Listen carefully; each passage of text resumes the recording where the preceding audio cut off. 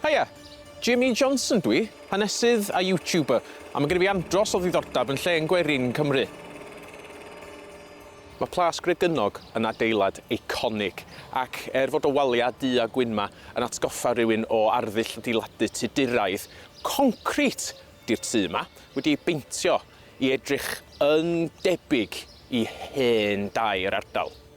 Yn y 1840au, adeiladwyd y plasty presennol gan Charles Hanbury Tracy a daeth y lle yn fwyaf enwog pan oedd y chwiorydd Davies yn byw yma.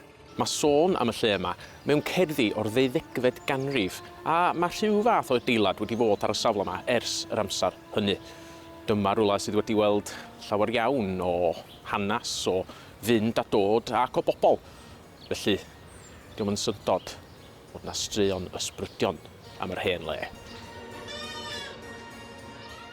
Does am printer ohonyn nhw yn Gregynog, gyda sawl tys dros y flynyddoedd yn honni iddyn nhw weld pob math o ddyrchiolaethau yma. Ond dydyn nhw i gyd yn ddynol, gyda chymdeithas paranormal Powys wedi cofnodi ysbryd ceffyl tu allan i'r plasty. Wrth y brif fynedfa hefyd, mae rhai yn honni iddyn nhw weld ysbryd dyn mawr gyda ci wrth ei ochr. Yn ôl rhai, mae o'n gwisgo cot hir ddu yn ei fidio. Yn ôl rhai eraill, mae o'n crwydro coridorau y tu mewn i'r tŷ hefyd. A mae rhai sydd wedi aros dros nos yn stafell 1 wedi cael cwmni annisgwyl. Mae rhai wedi clywed merch fach yn crio yma a wedi weld ti yn ista ar troed y gwely ar ôl iddi dwyllu. Ac mae ambell un wedi gofyn am gael newid stafell ar ôl un noson gyntaf nhw. Chi'n gwybod be? Dwi'n gweld bai yn nhw. Yn y selar o dan y tŷ, mae eraill yn teimlo presenoldeb a nifyr a'r gred ydy bod ysbryd gwas yno yn ceisio cadw pobl draw.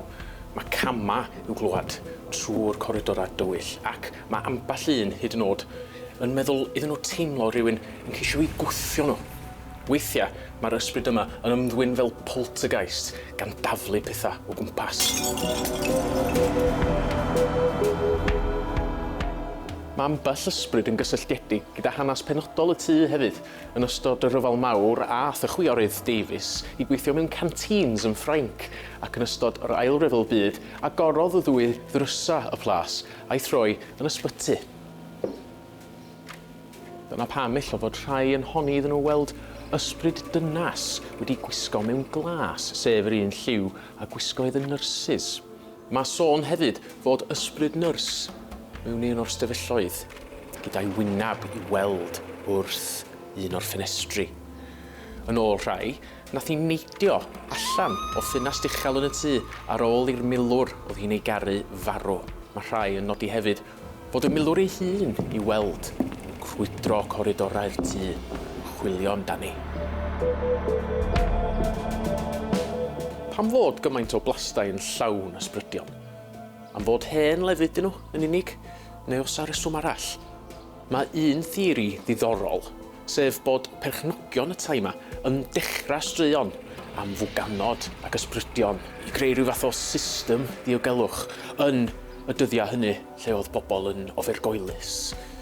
Am fod gen bobl ofn ysbrydion ac yn y blaen, bys nhw'n cadw draw a fydd yr holl drysorau y tu mewn yn saff.